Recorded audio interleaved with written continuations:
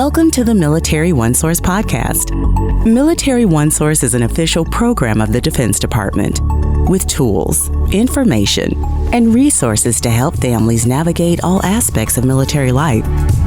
For more information, visit MilitaryOneSource.mil. Welcome to the podcast. I'm Bruce Moody. Today we're going to be talking about support to geographically dispersed families, specifically support that we provide through School Liaisons. So those are two concepts that we're going to discuss, bring together, and we'll do that with our guest, who is Kristin Fernandez. Kristin is a Marine Corps School Liaison. Kristin, it's great to have you with us today. Thank you so much, Bruce, for having me. It's a pleasure being here today and talking about our very important topic about geographically dispersed families and how does School Liaison support that. Absolutely. So we're going to unpack both of those topics. Now, you work with the Marine Corps, but really this is a purple conversation, right? We have School Liaisons who support families within all of the branches. So really, it's great to have your perspective on this, but from any family, from any service, we'll get something from this conversation. So, Kristin, let's just begin. What are we talking about when we're looking at geographically dispersed families? What groups of people are we looking at? Sure, that's a great question. First, I just want to kind of define what geographically dispersed means. Basically, this would mean that the family of the service member, they are living either close to an installation, a military installation, or they may not be living as close to an installation. So they're dispersed further away. Sometimes when school liaisons are supporting those families, we want to definitely encourage them to live on an installation if they can, so they're not as dispersed. But let's say they do have to live further away and they are further dispersed from military installation.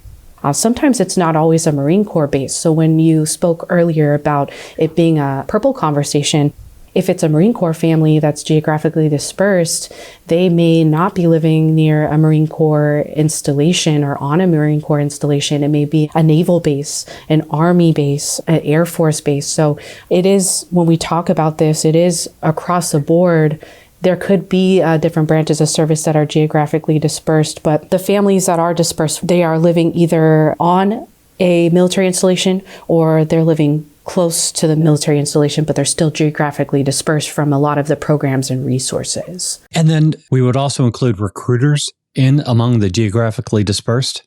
That is correct. So then diving into that second part, who we mean by geographically dispersed military families and military service members, is the unique part about the installation that I work at is a recruit depot. So you have those recruiter families that the service member went through recruiter school, and now they're getting their first assignment for recruiting duty. That's going to be their next 3 years in the service. So we're talking about these recruiter families that are out there getting dispersed into different areas throughout the United States. You also have the National Guard and Reserve families that are also geographically dispersed. Sometimes there's not always like a installation close for these National Guard and Reserve families. So when you talk about access to resources, which I think we'll probably be getting into a little bit more in this conversation, but it is very dispersed for them. It could be scarce. Also, too, just speaking in purple language here, you know, any family that gets a PCS orders, we call it, or a permanent change of station, their next duty station could be in a geographically dispersed location where there's not a whole lot around. So the populations, they do vary, but specifically for the installation that I work in, it would be our recruiter families that fit this category. Right. So we have a family living out in the community, quite some distance from an installation, and they have a child, their children are in the local school.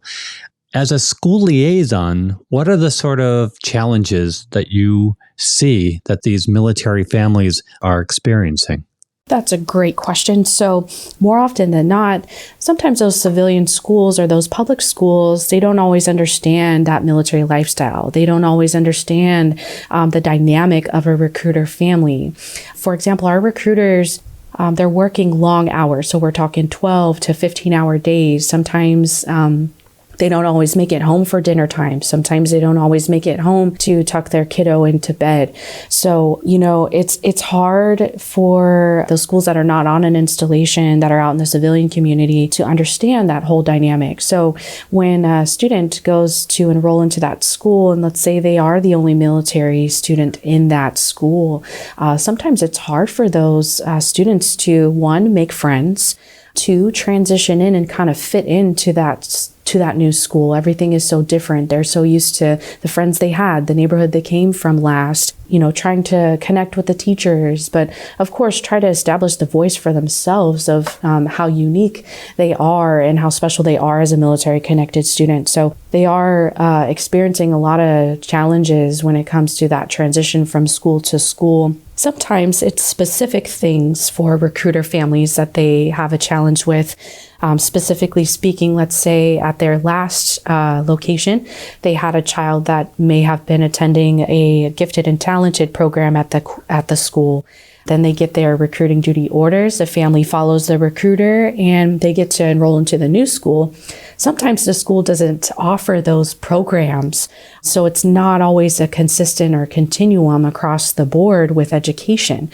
It does vary quite often from state to state, especially if you're not attending a school on an installation. So the programming or the courses offered is not always consistent. Then that can pose as a challenge when it comes to having to not repeat courses and kind of keeping on a scheduled track to graduate. So you do kind of run into things when it comes to programs and courses that are offered between school to school and transitioning in.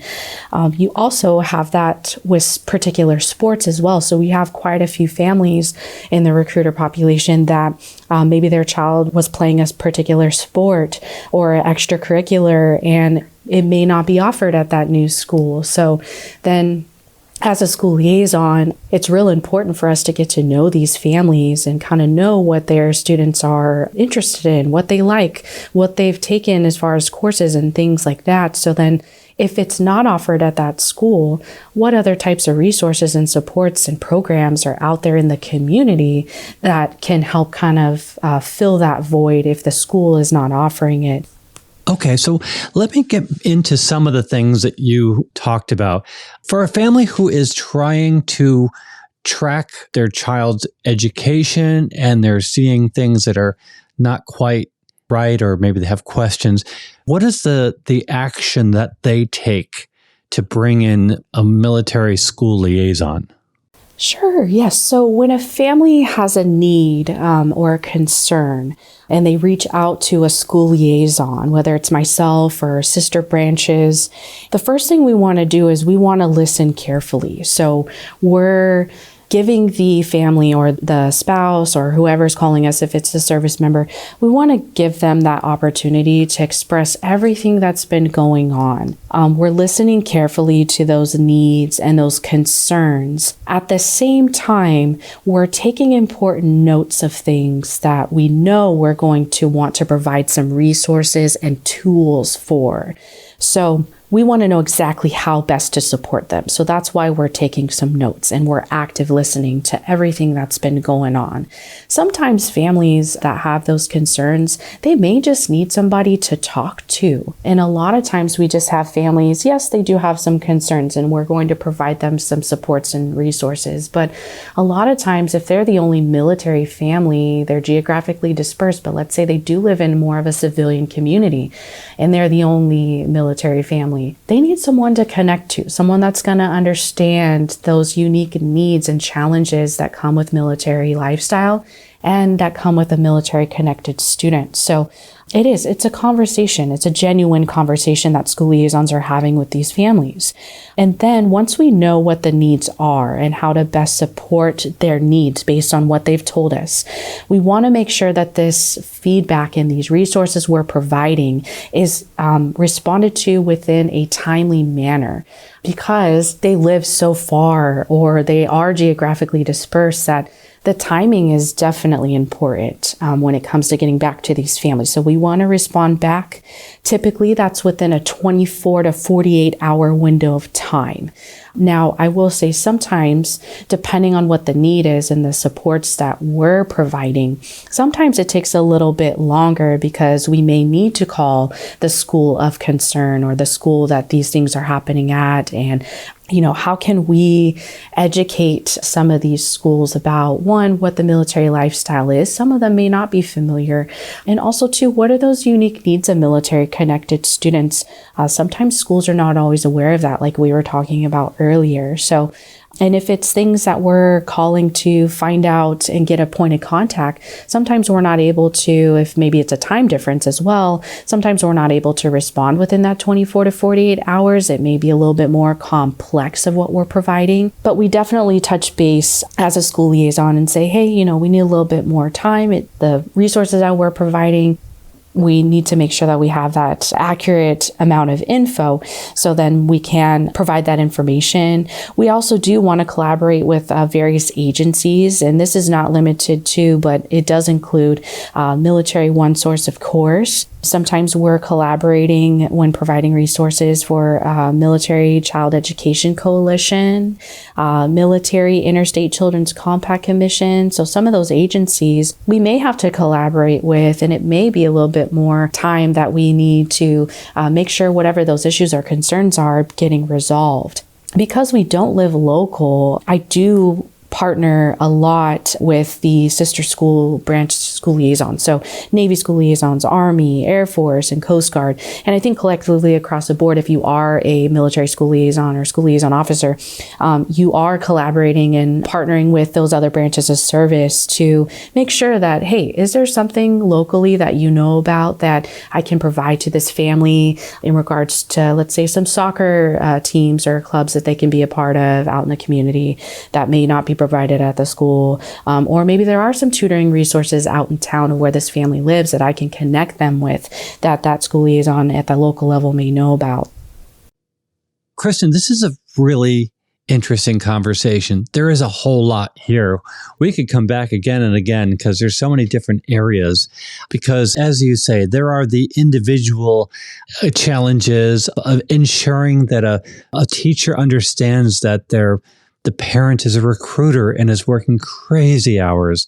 But then you get into the other interstate issues, especially the state civics classes that they have to take, and making sure that they transfer from state to state so you don't have to do it all over again.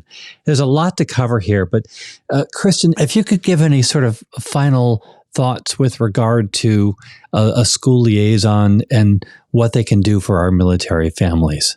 Sure. I'd just really like to highlight what our depot has been doing here in San Diego, California. We've had a lot of great ideas and a lot of things that have rolled out that I would just like to highlight, if that's okay. Yeah, please. One thing with our recruiter families is whatever recruiting district they get an assignment in, we have what's called a district spouse orientation course, or DSOC for short, as we call it. And these are opportunities for spouses of the service member or recruiter to come out and get a 3-day worth orientation course of, one, what it's like to be a recruiter spouse.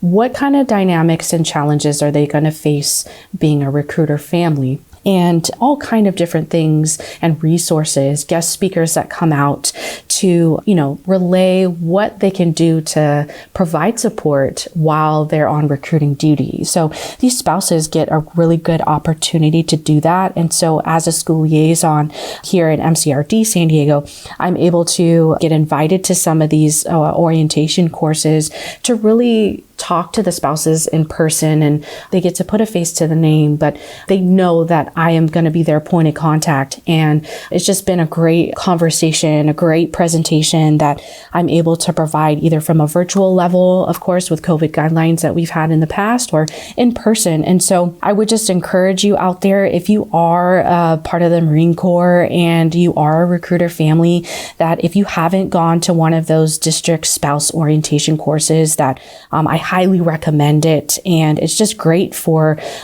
geographically dispersed family that may not be close to an installation, that you get to meet points of contact that you can interact with and get support from. On another note, from a social media platform standpoint, here at MCRD, or Marine Corps Recruit Depot San Diego, we are doing a lot of things on social media. We have a very active Facebook that we have put out there, and I would think across the board, yes, a lot of our school liaisons out there, not just myself, but that's one way that we're able to put our programs out there, put our workshops out there. But we're very active on our Facebook and our Instagram. We have also just gained access to YouTube, where we've rolled out what's called Booking It with SLP, School Liaison Program for short. And we provide a monthly newscast about trending topics in education, hot topics that we've seen that have come across our desk as a school liaison here for MCRD San Diego. And we kind of put together, some hot topics and have a discussion every month on YouTube. So we make these videos for our families, and we encourage our recruiter families and our geographically dispersed families to check those out because they're just a great way to not only gain some information, but they can also respond and comment to those videos, and we can have a conversation and dialogue. Whether it's we then create a next video in inspiration of their topic or comment, or we're having getting in contact with that family in specific. Well, we covered a lot of ground today. Yes, sir. A lot of ground. And Kristin, I really hope that you come back, because I really think that there are any number of topics that we could jump into and really further unpack for military families. Thank you, Kristin Fernandez, for joining us today. Thank you so much for having me again. It was my pleasure. I am looking forward to future episodes to be a part of. Good. We're definitely going to have you back. I want to let everybody know that the stuff that we're talking about, if you go into the program notes, we're going to have a couple of links. One of them will be to Military OneSource, and you can read about the School Liaison Program. Also, Military OneSource is actually a fleet of several websites, and one of them is called Military Installations. And think of it as the yellow pages for military installations. So you can go to an installation, find it in the directory, and in that listing for that particular installation, you will find the contact information for the local school liaison. All right. So we're going to definitely return to the space. Thanks a lot, Kristin. Thank you so much. I want to remind everybody that Military OneSource is an official resource of the Defense Department. We're a website, several websites actually. We're a call center. We are all over social media, and we're a podcast. So go ahead and subscribe. We cover a lot of issues to help military families navigate military life. I'm Bruce Moody. Thanks so much for listening. Bye-bye.